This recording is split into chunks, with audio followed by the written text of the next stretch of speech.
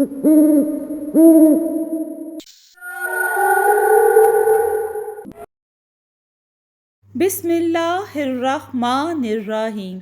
अस्सलाम वालेकुम दोस्तों, आज मैं आपके लिए पुरानी हवेली की बदरूह का 9वां हिस्सा लेकर आई हूँ। लेकिन कहानी शुरू करने से पहले आप सब दोस्तों से गुजारिश है, अगर आप मेरे चैनल पर नए हैं या अभी तक आपने मेरा चैनल सब्सक्राइब नहीं किया तो इसे सब्सक्राइब कर लीजिए और बेल आइकन को ऑल पे कर लें, ताकि दिलचस्प और बेहतरीन कहानियों का जो ये सिलसिला है बर वक्त आप तक पहुंचता रहे। मैंने कहा, यूं ही चक्कर सा आ गया था। वो बोली, प्लीज़ आप लेट जाएं, और उठकर मेरे पास आ गई। इसने दोनों हाथों से मेरे बाजुओं को थाम लिया। इस वक्त मेरा जिस्म तकरीबन सुन्न हो चुका था। मैंने कुछ बोलना चाहा, मगर मेरी ज़ुबान जैसे पत्थर बन चुकी थी। मैंने महसूस किया कि औरत बाजुओं को टटोल रही थी।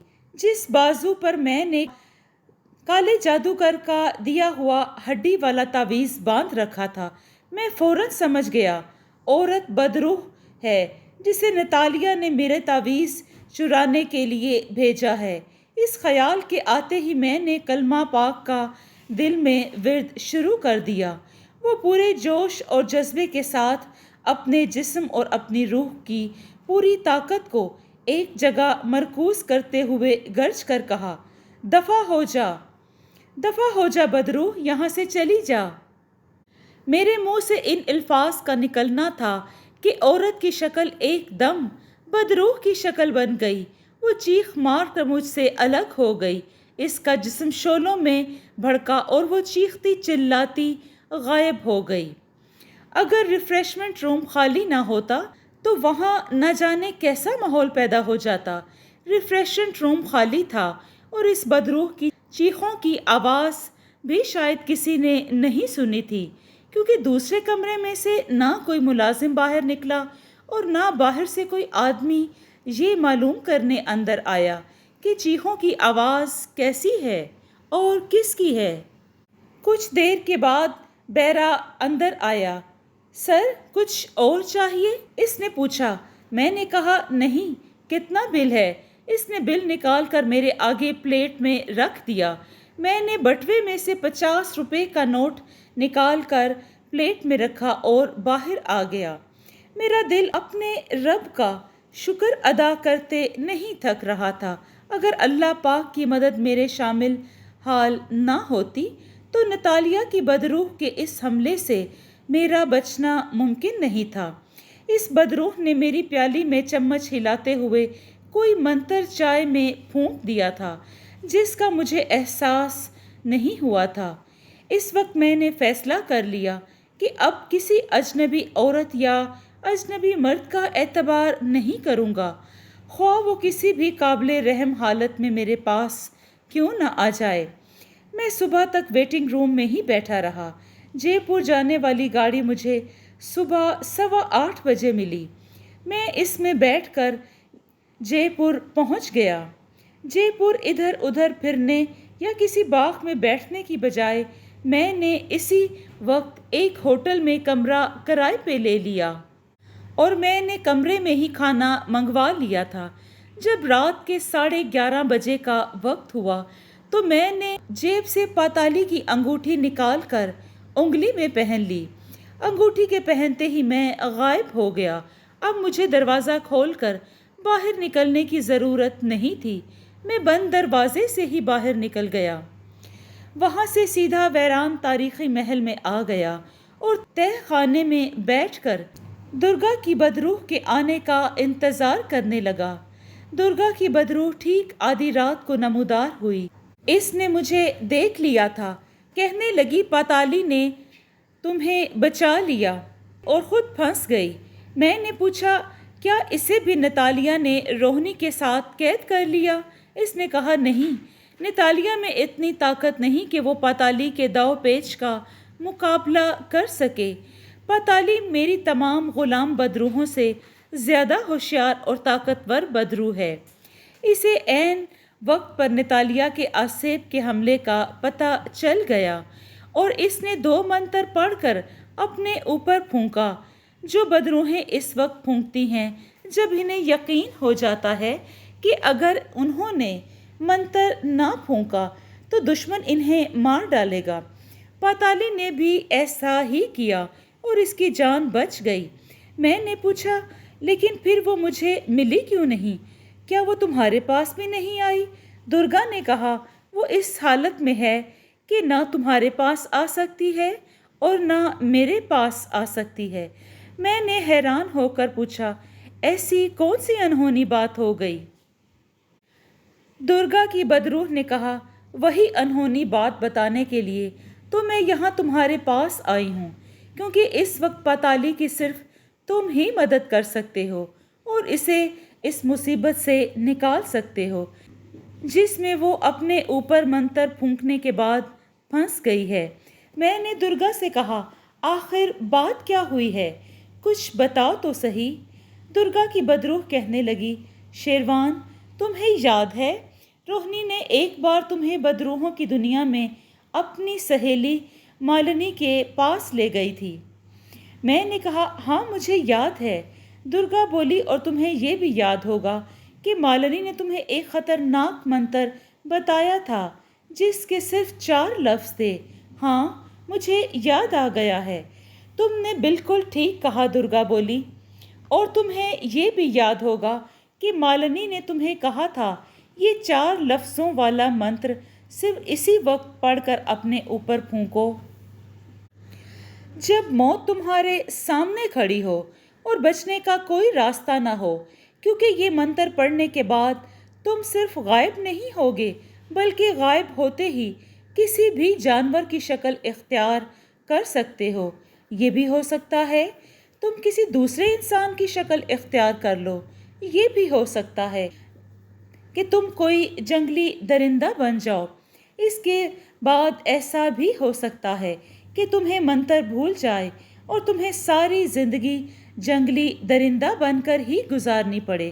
میں نے کہا، لیکن جب یہ منتر اپنے اوپر پھونک کر چمگادڑ بن گیا تھا تو مجھے یہ منتر یاد تھا اور میں نے اسے دوبارہ اپنے اوپر پھونک کر ہی اپنی انسانی شکل میں واپس آ گیا تھا۔ درگا نے کہا، تمہیں اس حالت میں یہ منتر اس وجہ سے یاد آ گیا تھا کہ تمہارے پیچھے مالنی کا ہاتھ تھا جو بدروحوں کی سردارنی ہے۔ اگر اس کا ہاتھ تمہارے پیچھے نہ ہوتا تو ممکن ہے تمہیں منتر یاد نہ ہوتا۔ میں کچھ سمجھ گیا تھا کہ درگا مجھے پاتالی کے بارے میں کیا بتانے والی تھی۔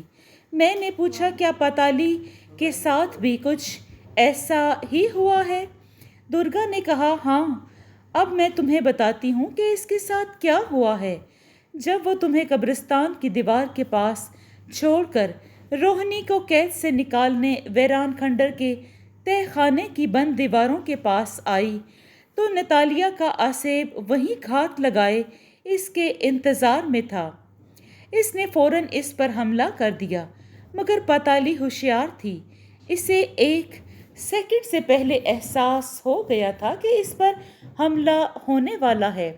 وہ جانتی تھی کہ یہ حملہ کسی بدروح کا نہیں بلکہ ایک خطرناک آسیب کا حملہ ہے جس سے وہ اپنا بچاؤ نہیں کر سکے گی۔ چنانچہ اس نے فوراً 4 لفظی منتر پڑھ کر پھونکا اور پھر درگا خاموش ہو گئی۔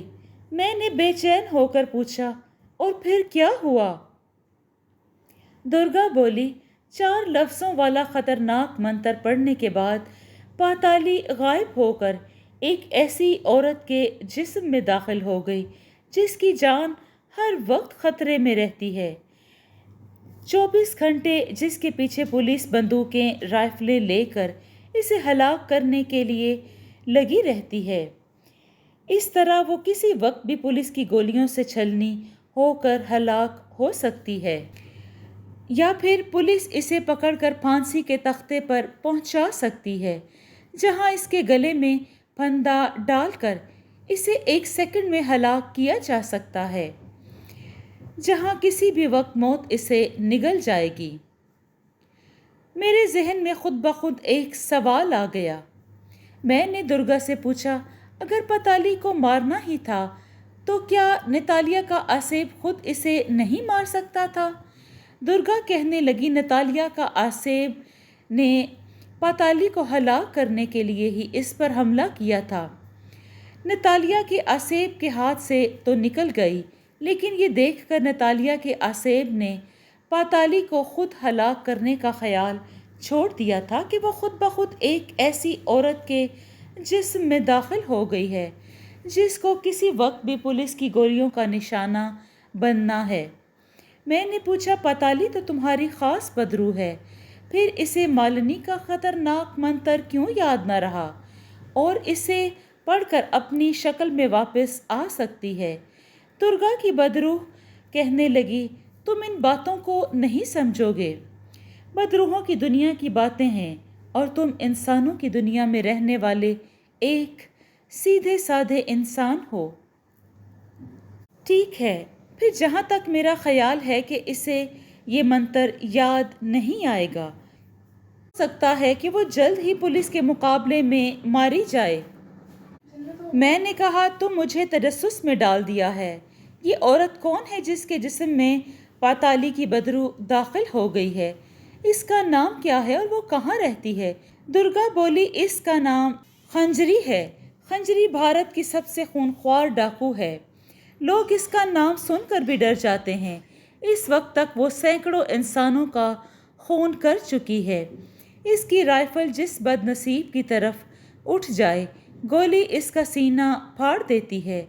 खंजरी डाकू का नाम मैंने भी सुना था और इसकी कुछ खूनी और वारदातों का हाल भी सुन रखा था। अगर पाताली इस खंजरी डाकू के जिस्म में दाखिल हो गई है तो ये डाकू औरत तो बदरूह बनकर बदरूहों की दुनिया में चली गई होगी। मैंने डरते डरते पूछा, इस सिलसिले में मैं पाताली की क्या मदद कर सकता हूँ? दुर्गा ने कहा, तुम इसके डाकुओं के गिरोह में शामिल हो जाओ और जिस्म में एक ख़ास तरीके से मालिनी के ख़तरनाक 4 लफ्ज़ी मंत्र को पढ़कर पाताली की तरफ फूंक दोगे। पाताली जो खंजरी के जिस्म में है, ये मंत्र याद आ जाएगा और वो दोबारा पढ़कर अपनी असली हालत में वापस आ जाएगी। मैंने कहा, मंत्र दाखिल करने की क्या ज़रूरत है? मैं इसके पास जाकर इसको 4 लफ्ज़ों वाला मंत्र बता दूंगा। वो फ़ौरन इसे पढ़कर असली शक्ल में वापस आ जाएगी। दुर्गा ने कहा, पहली बात तो ये कि पाताली डाकू खंजरी के रूप में तुम्हें बिल्कुल नहीं पहचानेगी, क्योंकि वो इंसान के रूप में है और उस पर इंसानी कवानीन लागू होते हैं। दूसरी बात ये कि तुम ज़ुबानी अगर इसे मंत्र याद कराओगे तो वो इसके कानों में मंत्र की शक्ल में नहीं पड़ेगा, बल्कि इसके कानों तक जाते जाते बदल जाएगा। लफ्ज़ बदल जाएंगे। हो सकता है तुम वो मंत्र खंजरी के सामने पढ़ो और ये समझे कि तुम इससे कह रहे हो, खंजरी आज बड़ा अच्छा मौसम है। याद है वो खंजरी तुमसे बड़ी खूबसूरत है। या ये भी हो सकता है कि 4 लफ्ज़ मंत्र एक गाली बनकर खंजरी डाकू के कान में दाखिल हो जाए और इसके बाद वो तुम्हें ज़िंदा ना छोड़े। तुम समझ गए हो ना कि मंत्र पढ़ने में और इस तरह सुनाने में गलती हो सकती है। मैंने पूछा, तो फिर मैं इसके जिस्म में मंत्र कैसे दाखिल करूँगा? ये बात मेरी समझ में नहीं आ रही। दुर्गा की बदरूह बोली, वो मैं तुम्हें बताऊंगी कि किस तरह और तुम्हें क्या करना है। पाताली मेरी सबसे चहीती ग़ुलाम बदरूह है। मैं इसे इस हालत में अकेला नहीं छोड़ सकती। अगर इस पर मालिनी के मंत्र का असर हो चुका होता तो वो खुद इस मुसीबत से निकल आती, लेकिन मालिनी बदरूहों की सरदारनी है। इसके मंत्र का तोड़ मेरे पास भी नहीं है। इसके मंत्र का तोड़ के लिए किसी ज़िंदा इंसान की मदद लेनी ज़रूरी है, और ज़िंदा इंसानों में एक ऐसा इंसान हो जो इत्तफाक से इस वक्त मेरे पास मौजूद है। اور میں اس پر بھروسہ بھی کر سکتی ہوں، اور وہ تم ہو۔ اب سنو، سب سے پہلے تم نے خنجری ڈاکو کا اعتماد حاصل کر کے اس کے گروہ میں شامل ہو کے اس کے بعد تم اسے اپنا گرویدہ بناؤ گے۔ یہ ایک خون خوارنی ڈاکو ہے، میں اسے کیسے اپنا گرویدہ بنا سکتا ہوں؟ درگا بولی، تم اس کی فکر مت کرو، میں اس مہم میں تمہارے ساتھ رہوں گی۔ جہاں جہاں تمہیں مدد کی ضرورت ہوگی تمہاری مدد میں کروں گی، اور تمہیں کیا کرنا ہے یہ بھی بتاتی رہوں گی۔ میں نے کہا، تو کیا میں وہاں پہنچ کر اپنے آپ کو خنجری ڈاکو کے سامنے ظاہر ہو جاؤں گا اور کہوں گا کہ مجھے اپنے گروہ میں شامل کر لو؟ درگا کہنے لگی، نہیں، اس طرح جا کر کہو گے کہ وہ تمہیں پولیس کا جاسوس سمجھے گی اور وہیں گولی مار ڈالے گی۔ تو پھر مجھے کیا کرنا ہوگا؟ میں نے پوچھا۔ درگا نے کہا، میں تمہیں اس وقت جنگل میں خنجری ڈاکو کے ڈیرے کے قریب پہنچاؤں گی۔ جب دور درختوں کے درمیان بہنے والی ایک ندی میں نہا رہی ہوگی، اس وقت میں ایک شیر کو اس کے پاس بھیج دوں گی۔ یہ شیر اس وقت میرے جادو کے زیر اثر ہوگا۔ تم یوں سمجھ لو کہ میں شیر کے سر پر بیٹھی ہوں گی، تم قریب ہی ایک جھاڑی میں چھپے ہوئے ہوگے۔ جیسے ہی وہ خنجری ندی سے نہا کر نکلے گی، شیر میرے جادو کے اثر میں اس پر حملہ کرے گا۔ عین اسی وقت تم جھاڑی سے نکل کر خنجر سے شیر پر حملہ کرو گے۔ عام حالات میں کوئی بھی انسان شیر کو خنجر سے ہلاک کرنے کی بھول بھی جرأت سے نہیں کر سکتا، لیکن تم ایسا ہی کرو گے۔ شیر تمہیں کچھ نہیں کہے گا اور اس وقت میرے کنٹرول میں ہوگا۔ تم اس کی گردن پر خنجر پیوست کر دو گے اور شیر زخمی ہو کر بھاگ جائے گا۔ خنجری ڈاکو تمہاری بہادری پر حیران رہ جائے گی۔ اس کے گروہ کے آدمی رائفلیں لے کر آ جائیں گے۔ وہ تم سے پوچھیں گے کہ تم کون ہو اور اس جنگل میں کیا کر رہے ہو؟ تم کہو گے کہ میں اپنے دشمن کو مار ڈالا تھا، پولیس مجھے پکڑ کر لے گئی تھی، میں فرار ہو کر آ گیا ہوں۔ اس کے بعد وہ جو کہیں گے اس کے جواب میں تمہیں کیا کہنا ہوگا وہ تمہیں میں ساتھ ساتھ بتاتی رہوں گی، کیونکہ میں تمہارے ساتھ رہوں گی۔ اب تم خنجری ڈاکو کے جنگل میں جانے کے لیے تیار ہو جاؤ۔ ٹھیک ہے، اب جاؤ اور ریلوے اسٹیشن پر جا کر بھوپال جانے والی گاڑی کا انتظار کرو۔ اس کے ساتھ ہی درگا کی بدروح غائب ہو گئی۔ یہ مصیبت کے اندر ایک اور مصیبت کا سامنا کرنا پڑ گیا تھا۔ ابھی روہنی کو بھی عین نتالیہ کی قید سے نہیں چھڑوا سکتا تھا، اور پہلے پاتالی کو خنجری ڈاکو کے جسم سے باہر نکالنے کی مشکل آن پڑی تھی، لیکن یہ بھی بہت ضروری تھا، کیونکہ درگا نے بتا دیا تھا کہ صرف پاتالی ہی ایک ایسی بدروح ہے جو روہنی کو نتالیہ کی قید سے آزاد کرا سکتی ہے۔ میں اس وقت بھی غیبی حالت میں تھا۔ میں نے پاتالی کی انگوٹھی پہن رکھی تھی۔ اسی حالت میں تاریخی ویران محل سے نکل کر جے پور ریلوے اسٹیشن پر پہنچ گیا۔ مجھے یہ خیال ہوتا کہ تھرڈ کلاس ٹکٹ لوں، اور تھرڈ کلاس کے ڈبے میں مجھے یہ سکون بھی ملتا تھا کہ ڈبے میں ایک دو ہی مسافر ہوتے تھے، اس لیے میں نے تھرڈ کلاس کا ٹکٹ ہی لیا۔ صبح منہ اندھیرے دلی کی طرف سے ایک ٹرین آ گئی۔ یہ ٹرین بھوپال سے ہوتی ہوئی ممبئی جاتی تھی۔ میں اس کے فرسٹ کلاس کے ڈبے میں بیٹھ گیا۔ جے پور بھوپال کافی دور واقع ہے۔ ڈبے میں ایک لالا جی بھی سوار تھے۔ میں نے انہیں کہہ دیا تھا بھوپال کا اسٹیشن آئے تو مجھے جگا دینا، اور خود آرام دہ سیٹ پر لیٹ گیا۔ ایک جگہ مجھے لالا جی نے جگا دیا، کہنے لگے، مہاراج بھوپال آ گیا ہے۔ میں اٹھ بیٹھا۔ ٹرین بھوپال کے اسٹیشن میں داخل ہو رہی تھی۔ میں نے اسٹیشن پر کھانا کھایا اور یہ انتظار کرنے لگا کہ کب درگا کی بدروح آ کر مجھے یہ بتاتی کہ مجھے آگے کس طرف جانا ہے۔ میں پلیٹ فارم پر چائے کے اسٹال پر کھڑا چائے پی رہا تھا کہ اس وقت میرے قریب دوسرا کوئی گاہک نہیں تھا۔ جب درگا کی ایک طرف سے اس کی موجودگی کا کوئی اشارہ نہ ملا تو میں نے آہستہ سے سرگوشی میں کہا، درگا کیا تم آ گئی ہو؟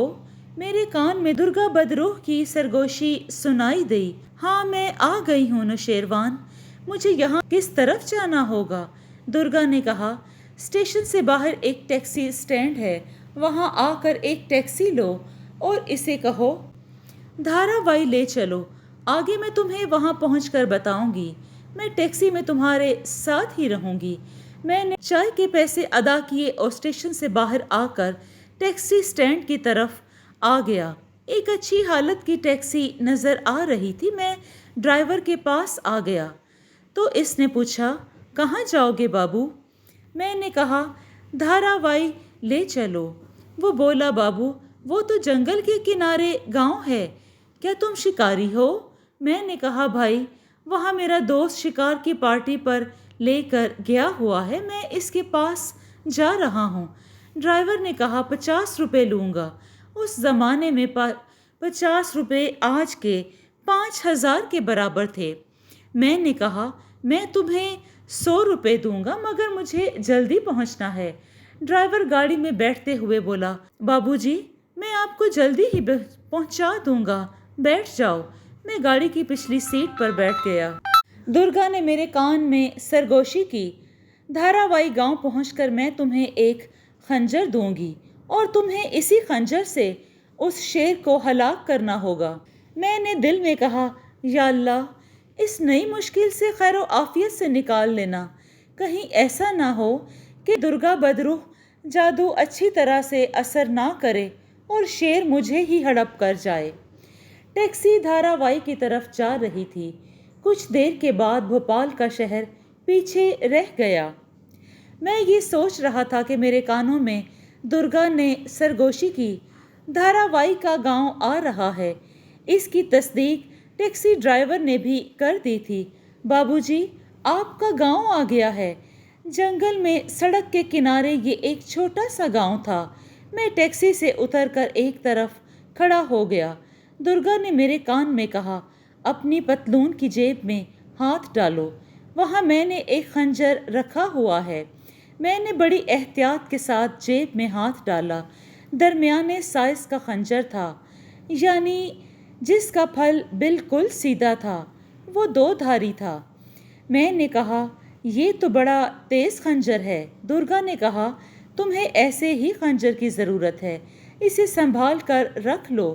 میں نے خنجر پتلون کی پچھلی جیب میں رکھ لیا۔ درگا نے کہا، آگے سڑک میں سے ایک پگڈنڈی جنگل کی طرف نکلتی ہے، اس پر چل پڑو، یہ تمہیں وہاں پہنچا دے گی جہاں تمہیں لے جانا چاہتی ہوں۔ میں نے درگا سے کہا، تم خواہ مخواہ مجھے پیدل کیوں چلا رہی ہو؟ تم مجھے غائب کر کے بھی تو وہاں پہنچا سکتی ہو نا؟ درگا نے جواب دیا، میں ایسا کر سکتی ہوں لیکن میرا اپنا دل جے پور سے بھوپال تک ٹرین میں سفر کرنے اور پھر ان جنگلوں میں پیدل چل کر سیر کرنے کو چاہ رہا تھا۔ ایک لمبے عرصے بعد مجھے ویران محل سے نکل کر ان علاقوں میں آنے کا موقع ملا ہے۔ میں اسی علاقے کی رہنے والی ہوں۔ اگر تم چاہتے ہو تو آنکھیں بند کرو، میں تمہیں اس جگہ لیے چلتی ہوں۔ درگا نے کہا، آنکھیں بند کرو، جب تک میں نہ کہوں آنکھیں مت کھولنا۔ میں نے آنکھیں بند کر لیں۔ مجھے ہلکا سا جھٹکا لگا اور پھر تیز ہوا میرے جسم کو چھونے لگی۔ کچھ ہی دیر بعد درگا کی آواز آئی، آنکھیں کھول دو۔ اس وقت میں جنگل میں تھا۔ جنگل میں دن کا وقت تھا مگر درخت اتنے گھنے تھے کہ ندی پر دن کی روشنی بہت دھیمی پڑ رہی تھی، بلکہ ہلکا ہلکا سا اندھیرا چھایا ہوا تھا۔ میں ایک درخت کی اوٹ میں خاموشی سے کھڑا رہا، جس طرف سے ندی بہتی ہوئی آ رہی تھی اس طرف دیکھ رہا تھا جہاں خنجری ڈاکو نے آنا تھا۔ درگا نے دھیمی آواز میں کہا، خنجری اپنے باڈی گارڈ کے ساتھ آتی ہے مگر باڈی گارڈ پیچھے ایک جگہ پہرا دیتے ہیں، اور میری جان کا دشمن شیر کس طرف سے نمودار ہوگا درگا نے کہا میں خود اسے لے کر آؤں گی اور وہ میرے کنٹرول میں ہوگا، تم کیوں فکر کرتے ہو؟ سوال ہی پیدا نہیں ہوتا کہ وہ تمہیں کچھ کہے۔ میں نے کوئی جواب نہیں دیا۔ درگا نے میرے کان میں سرگوشی کی۔ سامنے سے ایک عورت چلی آ رہی تھی۔ یہی خنجری ڈاکو ہے۔ خنجری ڈاکو قریب آتی جا رہی تھی۔ وہ ایک دراز قد کی مضبوط جسم کی مالک عورت تھی۔ ایک اس کا خوف تھا اور دوسرا شیر کے گلے پر خنجر چلانے کا خوف۔ میں نے چھوٹے موٹے جانوروں کا شکار ضرور کیا تھا، مگر شیر کا تو میں نے کبھی خواب میں نہیں سوچا تھا۔ اس نے خنجری ڈاکو نے فوجی کمانڈر ٹائپ کی بش شرٹ پہن رکھی تھی۔ ایک کندھے پر میگزین ایلیٹ اور دوسرے کندھے پر رائفل لٹکی ہوئی تھی۔ سر کے بالوں کا جوڑا بنا کر پیچھے گردن پر سیاہ رومال سے باندھ رکھا تھا۔ رنگ سانولا تھا اور اس کی چال میں بڑی خود اعتمادی اور وقار تھا۔ پاتالی کی وجہ سے خنجری ڈاکو پر تو میں کوئی خاص اثر نہیں پڑا تھا، صرف اس کی طاقت میں تھوڑا سا اضافہ ہو گیا تھا، مگر پاتالی اس کے جسم میں قیدی بن کر رہ گئی تھی اور بقول درگا بدروح کے میری مدد کے بغیر باہر نہیں نکل سکتی تھی، اور اس کو باہر نکالنا بے حد ضروری تھا۔ میں ڈر رہا تھا کہ اگر خونخوار عورت کی مجھ پر نظر پڑ گئی تو وہ مجھے فوراً گولی مار دے گی۔ یہ عورت سینکڑوں انسانوں کا خون کر چکی تھی، تو میں کیا چیز تھا؟ مجھے تو وہ ایک سیکنڈ کی مہلت نہیں دے گی۔ اتنے میں میرے کان میں درگا کی سرگوشی سنائی دی، نوشیروان، میں نے ایک شیر پر اپنا منتر پڑھ کر پھونک دیا ہے، وہ اسی طرف آ رہا ہے۔ میں نے کہا، میری ماتا، اگر تمہارے منتر نے کام نہ کیا میں تو غریب مارا جاؤں گا۔ درگا نے سرگوشی کی، میں نے تمہیں کتنی بار کہا ہے کہ تمہیں کچھ نہیں کہے گا، پھر تم کیوں بار بار ڈر رہے ہو؟ تمہیں کچھ نہیں ہوگا۔ اس بار اس کی آواز میں ذرا سختی تھی۔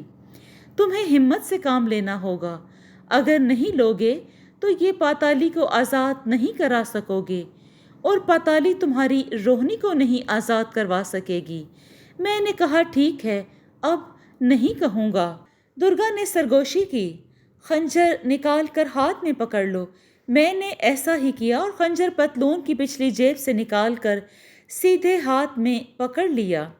اس دوران خنجری ڈاکو کو میگزین، ایلٹ، جوتے اور رائفل ندی کے کنارے رکھنے کے بعد وہ کپڑوں سمیت ندی میں اتر چکی تھی اور دونوں ہاتھوں سے پانی اپنے اوپر ڈال رہی تھی۔ درگا نے میرے کان میں کہا، شیر اس وقت درخت کی بائیں طرف سے آئے گا۔ جب کہوں تو فوراً خنجر سے شیر پر حملہ کر دینا۔ یہ یقین رکھنا کہ اس وقت شیر کے سر پر میں موجود ہوں گی، یعنی وہ میرے کنٹرول میں ہوگا۔ ابھی درگا کی بات ختم ہوئی تھی کہ شیر کی دھاڑ سے جنگل گونج اٹھا۔ اس کے ساتھ ہی میں نے دیکھا کہ ایک زرد رنگ کا شیر خنجری ڈاکو کی طرف دوڑتا ہوا آ رہا ہے۔ درگا نے کہا، شیر پر حملہ کر دو۔ میں خنجر لے کر شیر کی طرف دوڑ پڑا۔ اسی دوران خنجری ڈاکو کنارے کی طرف بڑی تیزی سے بڑھی۔ شیر نے مجھے دیکھا تو مجھ پر حملہ کر دیا۔ میں نے آگے بڑھ کر خنجر کو اس کی گردن میں پیوست کر دیا۔ شیر جنگل کی طرف بھاگ گیا۔ اتنے میں خنجری ڈاکو کے باڈی گارڈ نے 3-4 فائر کر دیے اور دوڑ کر جہاں خنجری تھی وہاں آ گیا۔ میں اسی طرح ندی کے کنارے کھڑا تھا۔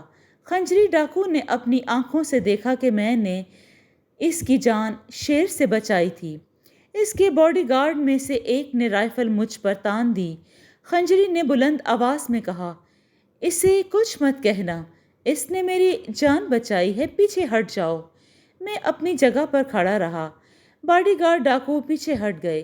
خنجری اپنی کمر کے گرد میگزین کی ایلٹ باندھتے ہوئے میرے قریب آ گئی۔ اس نے بڑے غور سے میری طرف دیکھا اور پوچھا، تم کون ہو اور یہاں کیا کر رہے ہو؟ ایک ڈاکو بول پڑا، بھائی، یہ پولیس کا جاسوس معلوم ہوتا ہے۔ خنجری نے اسے ڈانٹ کر کہا، تم چپ رہو۔ وہ میری طرف متوجہ ہوئی اور اپنا سوال دہرایا، تم کون ہو اور ادھر کیا کر رہے ہو؟ میں نے کہا، بھوپال میں اپنے دشمن کا خون کر کے بھاگا ہوں۔ اگر تم ہی خنجری ہو تو ڈکیت ہو تو مجھے بھی پناہ دو، پولیس مجھے زندہ نہیں چھوڑے گی۔ خنجری نے اسٹین گن گندے سے لٹکائی اور اپنے ایک آدمی سے کہا، گوپی، اسے ڈیرے پر لے جا کر اس کی تلاشی لو اور اسے کہیں مت جانے دو۔ گوپی نے مجھے بازو سے پکڑتے ہوئے کہا، چلو۔ یہ لوگ مجھے اپنے ڈیرے پر لے گئے۔ یہ ان کا عارضی ڈیرا تھا۔ جنگل میں ایک جگہ درختوں کے نیچے انہوں نے ڈیرا جمایا ہوا تھا۔ ایک طرف ان کے گھوڑے بندھے ہوئے تھے۔ ایک گھنے درخت کے نیچے جھونپڑی تھی جس کے باہر ایک ڈاکو جھونپڑی میں بند کر کے پہرا لگا رہا تھا۔ میں جھونپڑی میں چپ چاپ بیٹھا ہوا تھا۔ اتنے میں میرے کان میں درگا کی سرگوشی سنائی دی، گھبرانا بالکل نہیں، سب ٹھیک ہو جائے گا۔ تم خنجری کے سامنے اپنی خواہش کا اظہار کرو کہ مجھے بھی اپنے گروہ میں شامل کر لو۔ میں آپ کے ساتھ شامل ہونا چاہتا ہوں۔ میں نے کہا، ٹھیک ہے، میں تمہارے ساتھ ہوں۔ درگا بولی۔ باہر جو ڈاکو پہرا دے رہا تھا اس نے میری آواز سن لی تھی۔ اس نے جھونپڑی میں جھانک کر میری طرف دیکھا اور بولا، کس سے باتیں کر رہے ہو؟ میں نے کہا، میں کس سے باتیں کروں گا؟ یہاں تو میرے سوا کوئی نہیں ہے۔ ڈاکو نے جھونپڑی کا بھرپور جائزہ لیا اور پیچھے ہٹ گیا۔ کوئی آدھے گھنٹے کے بعد مجھے خنجری ڈاکو کے آگے پیش کیا گیا۔ خنجری ڈاکو کو رانی کے لقب سے پکارتے تھے۔ وہ سگریٹ پی رہی تھی۔ یہ ڈاکو عورت واقعی بڑی دلکش شخصیت رکھتی تھی۔ صرف اس کی آنکھیں خوفناک تھیں۔ مجھے اس میں اپنے سامنے رکھی ہوئی چارپائی پر بٹھا لیا اور یہ سوال کیا، تمہارا نام کیا ہے؟ جیسا درگا نے مجھے بتایا تھا میں نے بالکل ویسے ہی کہا، میرا نام شیروان ہے۔ یہ کیسا نام ہے؟ اس نے کہا، ہندو ہو یا مسلمان؟ میں نے کہا، مسلمان ہوں۔ وہ خاموشی سے سگریٹ پینے لگی۔ پھر اچانک اس نے اسٹین گن کا رخ میری طرف کر دیا اور بولی، سچ سچ بتاؤ، تمہیں ایس پی سندھیا نے بھیجا ہے؟ میں نے کہا، رانی جی، اگر میں پولیس کا آدمی ہوتا تو مجھے کیا ضرورت پڑی تھی کہ میں تمہاری جان بچانے کے لیے اپنی جان خطرے میں ڈالتا؟ شیر نے تم پر حملہ کیا تھا تو میں تمہیں مرنے دیتا؟ میرے اس دلیرانہ جواب نے خنجری ڈاکو پر بڑا اثر کیا تھا۔ اس نے اسٹین گن نیچے کر لی اور بولی، تم کیا چاہتے ہو؟ میں نے کہا، میں نے اپنے دشمن کو قتل کیا ہے، پولیس نے مجھے پکڑ لیا ہے تو مجھے پھانسی ہو جائے گی۔ میں ابھی مرنا نہیں چاہتا، میرے ابھی 2-3 دشمن اور بھی ہیں، میں انہیں مارنا چاہتا ہوں۔ تم مجھے اپنے گروہ میں شامل کر لو، میں تمہیں وفادار ساتھی بن کر دکھاؤں گا۔ خنجری ڈاکو مجھے مسلسل گھور رہی تھی، کہنے لگی، تم بہادر آدمی ہو، میں تمہاری قدر کرتی ہوں، تم نے میری جان بچائی ہے، میں اسے یاد رکھوں گی، لیکن میرے گروہ کے آدمی بڑے قیمتی اور پرکھے ہوئے ہیں، میں ابھی تمہیں اپنے گروہ میں شامل نہیں کروں گی، لیکن تم میرے ساتھ رہو گے۔ جب میری تسلی ہوگی تو میں تمہیں اپنے گروہ میں شامل کر لوں گی۔ اب جاؤ۔ میں جھونپڑے سے نکل آیا۔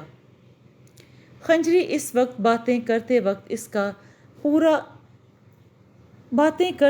میں اس کا پورا جائزہ لے رہا تھا۔ شاید اس میں پتالی کی کوئی جھلک نظر آئے، لیکن پتالی کا ذرا سا اثر بھی خنجری کے لب و لہجے اور اس کی شخصیت میں دکھائی نہ دیا۔ مجھے تو خیال آنے لگا کہ شاید پتالی اس عورت کے جسم میں داخل نہ ہوئی ہو اور درگا کو کوئی مغالطہ لگا ہو۔ ہم سب ہندو ہیں، رانی کے ساتھ تمہاری جو باتیں ہوئیں وہ میں نے سن لی ہیں۔